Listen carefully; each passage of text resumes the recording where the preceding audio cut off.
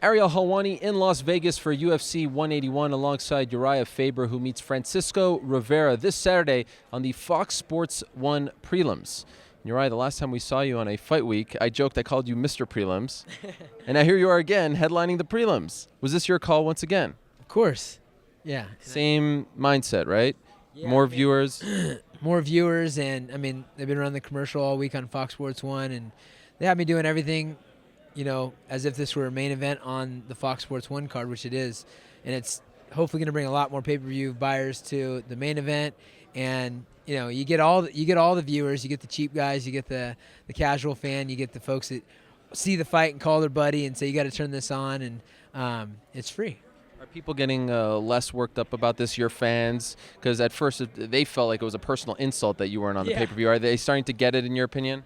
I think so. There's still, you look on the internet, you got everything under the sun on there, but I think people understand, and I think I'm kind of becoming one of the trendsetters that are going to be fighting for this position because, people get it now, and it makes sense. Do you say this to the UFC brass? Like they say, okay, you're fighting Francisco, and do you say, I want to be on Fox Sports 1, or do they know this already? Well, I say that to my managers. My managers deal with that. Yeah. MMA Inc.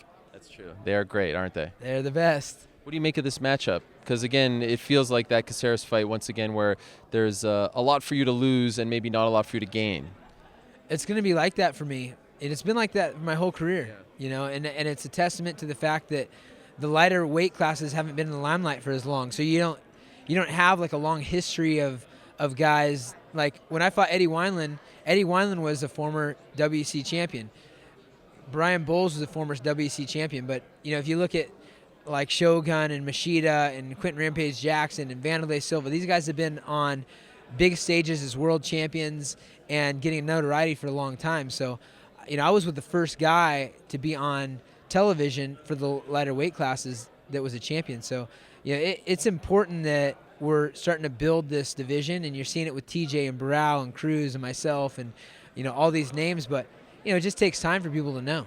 You mentioned some of those names, and you're around the same age as those guys, yet people don't view you in the same light. You're not in the twilight of your career. You're still very much in your prime. How have you remained so relevant and healthy throughout all these years, all these fights, and others tend to break down a little bit?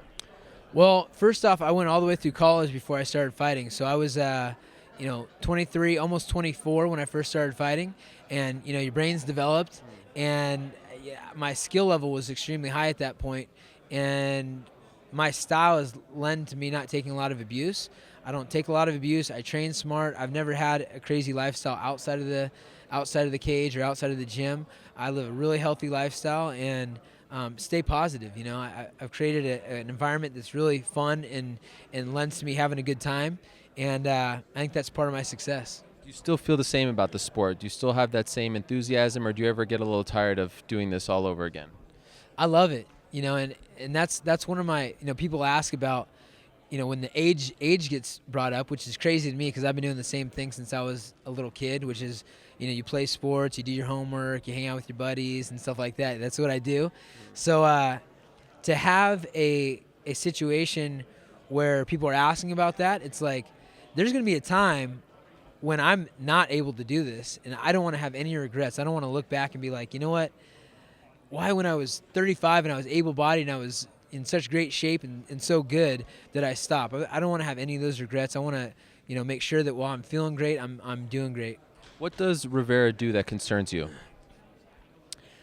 I'm never a concerned guy about anything when it comes to these fights. But Rivera is a guy that is, there's people that enjoy fighting. There's people that are trying to win. There's people that are athletes. This guy loves to fight. He loves to knock down, drag out. He'll bury his head and throw haymakers. And he's got naturally very, very heavy punches. So I'll be really aware of that. He's not afraid to take it to the ground. He's jumped for submissions. But the biggest thing to watch out for is his punching power, like Michael McDonald and Eddie Wineland and Brian Bowles and Jens Pulver and a lot of the other guys that I faced. So just, I guess, around 6 or so weeks ago, Chad Mendes lost a really tough fight. I saw you there in Brazil. Arguably the fight of the year up there with, Lawler and Hendricks won.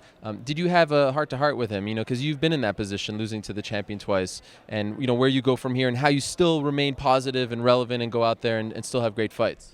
I didn't really need to have a heart-to-heart with Chad on that one because and this is something that you get it when you're a fighter. When you're able to put everything on the line and leave everything out there, there's no regrets.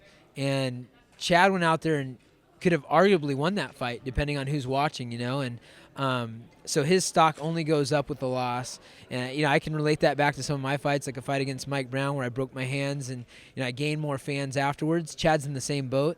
So for him, he gets to continue doing what he loves to do, and he's right there. When people talk about the two best fighters in that weight class, they're talking about Jose Aldo and Chad Mendes, hands down. Are you sticking at bantamweight for now? Any plans of moving up again? Always a tough question to ask when I'm in the middle of a weight cut, because it's intriguing to go up and eat whatever I want. But yeah, I'm going to stay at 135, and I wouldn't shy away from a fight at 145 if it's the right scenario and I had enough time to prepare and put the weight back on. But right now, this is the division. How's it going with Martin Kampman? It's going good. Yeah, he's guy's a world of knowledge. He's been running our practices and doing a great job. He's out here, and who's really stepped up also is Justin Buckles. He's been a guy that's been around for every coach that we've ever had, with Master Tong and with Dwayne and with all the folks involved. He's been a student and also been a guy that helps coach. So he stepped up big time as well in this camp. Two last things, and they involve business. It was announced recently that you're involved in the new Sacramento soccer team, the MLS team. How much of an involvement do you actually have other than financial? You know what? That's such a gray area right now. It's just something that's kind of being talked about. It'll be another 2 years before that comes really into fruition. For me, it's something that's positive for Sacramento as a town. We need things to be excited about. We need to have a culture in the town that people can cheer for and bring some character. And so I'll be helping promote that when and if it happens. And financially, I'll be a very small financial partner in it compared to all the bigwigs that are actually involved. I'm definitely not one of the bigwigs. Finally, you are considered one of the smart businessmen in our sport. You've always been able to look at the big picture. What's your take on the Reebok deal? I think it's a good thing, depending on the fine print on how it pans out for the fighters as with pay goes. But Dana and Lorenzo have always been straight up and honest when I've talked to them. So they say it's a good deal for the fighters. For me, as a clothing brand owner, right, and them having a signature line with my name on it, that's the only weird part for me. But the strong will survive if it's a business that works. And mine is not only in fighting but the action sports. It's a little bit of everything lifestyle, not just in the fight game. Then it should work. So it's unfortunate I'm not able to wear the style of clothes that I want in the cage, but I'm hoping that they come out with some cool stuff and that it take away from some of the hokey stuff that goes on in the cage, like people buying their stuff from Walmart and having the tags hanging off, and condom repo and dangleberry wipes or whatever the heck they're doing. I haven't heard about that one in particular, but it sounds intriguing. Yeah, there's a lot of riffraff that goes on. So I think it's a move in the right direction. We're more like the NFL or the NBA, the MLS than we are boxing. So, Torque is still alive and going, and we'll be sponsoring fighters till July, and then it goes to the uniform. So you won't sponsor a guy even though he can't wear out and about. You won't do that anymore just because he can't wear it in the cage. There's no point in doing it. I'm sure we will, but okay. We do all different sports, sure, mostly action sports. We have guys that are in BMX and skateboarding and stuff like that, in addition to the fight game. So it just has to make sense. They have to make sense for the brand and be someone that represents the brand well and likes the stuff. And that's a whole different animal. Do you know your cut yet? Like, have they talked to you about the nitty-gritty of the deal? They have not talked about the nitty-gritty. They said 20% of your stuff sold. That's of what you sold. Yeah, but what about just the general, fight week? What do you get for that? We have no idea. So it's hard to say how we really feel about the deal financially. They said 20%. What does that mean? Is that 20% of the adjusted gross? Is that the net? Is that 20% of their royalty payment, which is 10% of the profit? Then we get 20% of that. We don't know anything. So, but it doesn't matter because we don't really. There's not I'm not trying to argue about it. It is what it is, and I think it'll be good for the sport. You wouldn't like the opportunity to say, okay, like in other sports, this is presented to the players, so to speak, and there's a negotiation process. Would you have preferred that? Is it? I had no idea that that's how it is in other sports. Yeah, that'd been nice. to put it mildly. But right now, reserve judgment because you don't really know the numbers, right? Right. I have no idea about the details. So, it's interesting.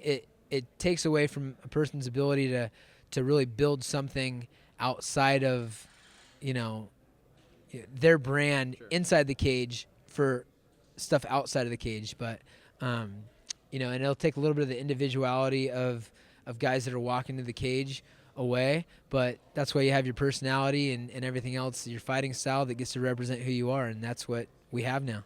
Urijah Faber, always a class act. If you look around us here, not a single fighter left, no more media stuck around for us. Really appreciate that. Thank you so much, and best of luck on Saturday. Yeah, I appreciate it.